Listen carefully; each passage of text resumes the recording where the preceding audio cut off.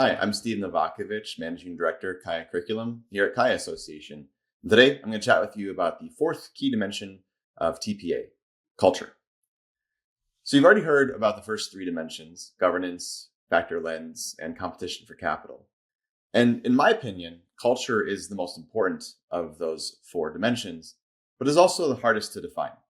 So I'm going to try to take a moment to tell you a little bit about what culture means to TPA and what you, as an analyst or investment professional working in a TPA environment or looking to take advantage of some of the benefits of TPA can do to enhance culture and focus on culture in your workplace.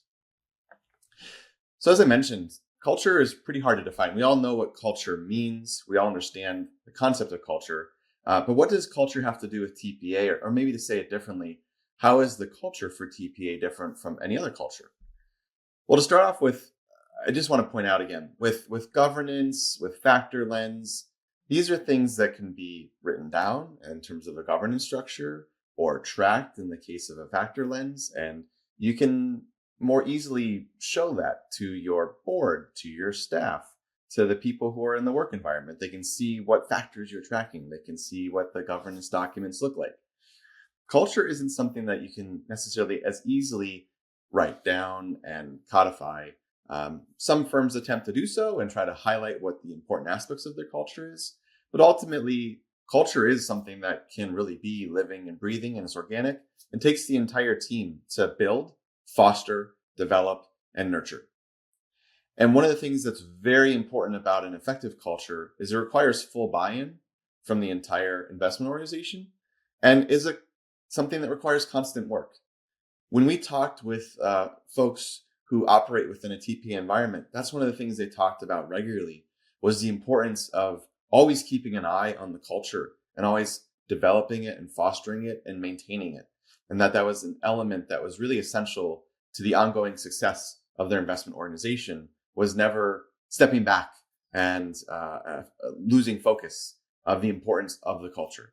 And if someone more senior in the organization needed to have a conversation with an employee about their contribution to the culture, those conversations would take place.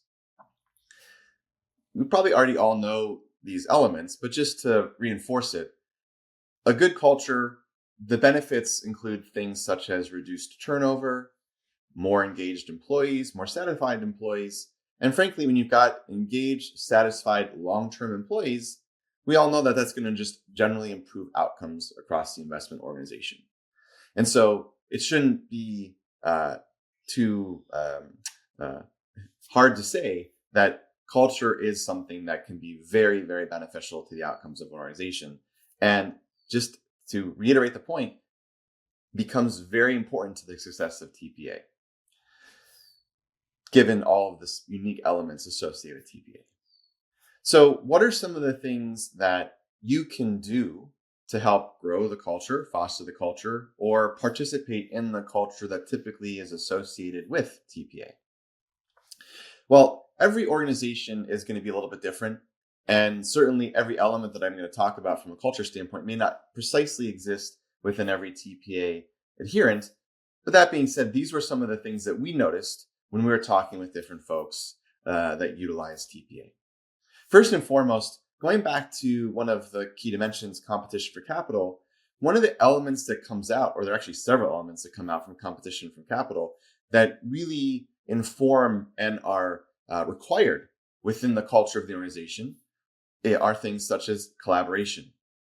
When you have competition for capital, that means that you collectively are aligning around the best ideas and working together on putting the best elements into the portfolio. You may come forward with an idea that you really like, and then when you're discussing the alternative investment options with your colleagues, realize that there's a better opportunity in the marketplace right now than the one that you identified.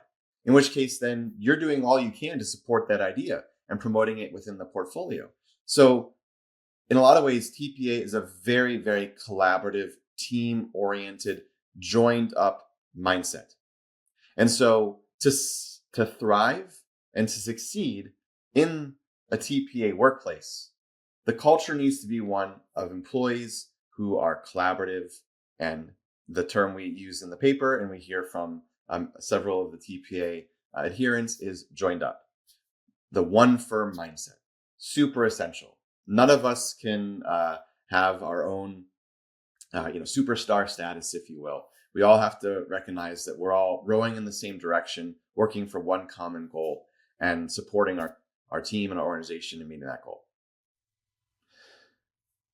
Another element that also is associated with competition for capital is the ability to be open to being challenged, the ability to be able to have conversations that can be a bit sort of direct and not necessarily confrontational, but challenge your colleagues to think outside the box or to be open to a different idea.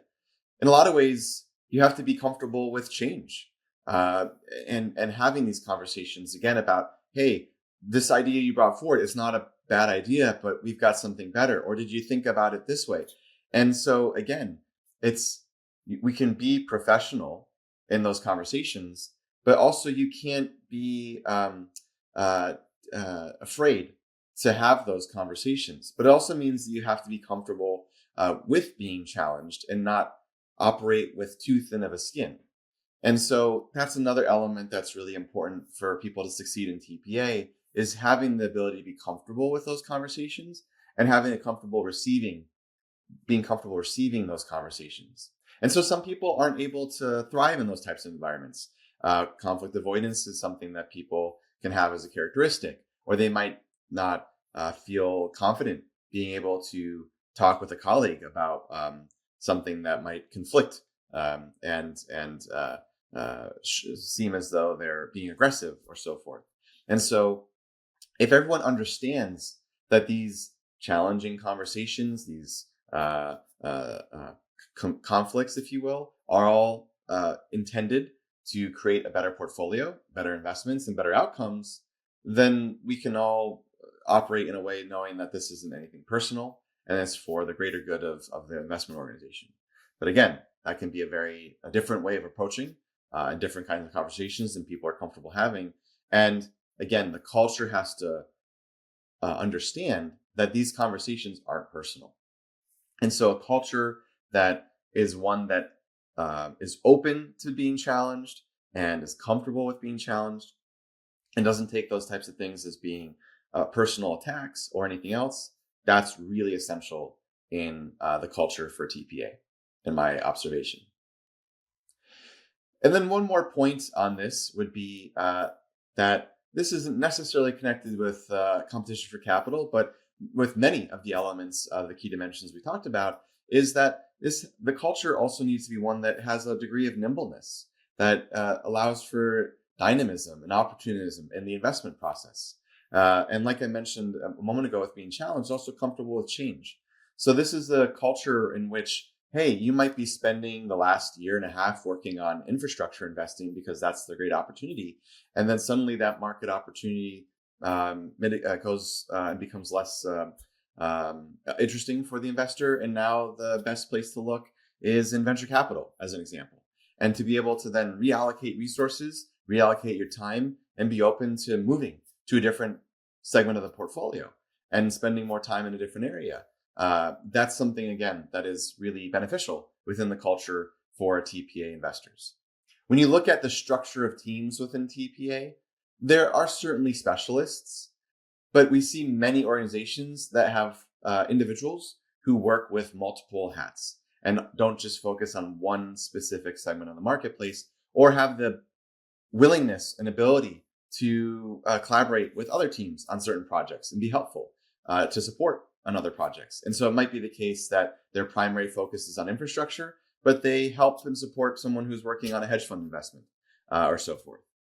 And so again, this one team mindset means that you, as an investor, are comfortable kind of shifting gears and moving from one segment of the market to another when the opportunities arise. And so those are really important elements of a healthy culture in the TPA market, where you have engaged employees who are comfortable working together, focusing on the investment outcomes for the entire firm as opposed to their specific portfolio, and are looking to be collaborative with their other colleagues, have challenging direct conversations about what the best investments are for the portfolio, and being willing to pivot and move across the portfolio, across investment opportunities, and across their different types of analysis as the opportunities arise. So one final thing to consider. Maybe you're thinking about moving to a firm that uses TPA, or you're looking to bring TPA into your firm. One of the things that we took away when we talked with folks who have transitioned to TPA from more traditional models was they did have to have conversations with their employees about what this new culture would look like.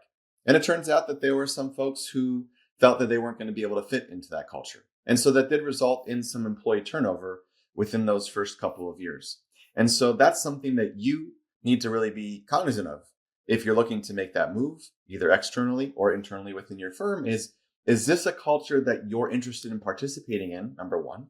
And two, is this a culture that you, who do you think within your organization would be able to fit within this culture? And are there some people who you might need to have conversations with about transitioning to that culture and seeing what you can do to support them in that transition? So it is really important to point out that this type of a culture isn't for everybody, and that the firms that do make those transitions will have some degree of employee turnover because it's essential to have everybody in the organization be comfortable with and embracing this culture. And if you can't, then that's going to be really problematic for the success of the organization. And therefore, it would probably make sense to have those employees transition to a firm that has a culture that's more suitable for their own style. So with that, good luck with your work, and hopefully you find that this is a culture that's something that interests you and that you can embrace and support and bring this mindset into your organization or whatever organization you may end up moving into.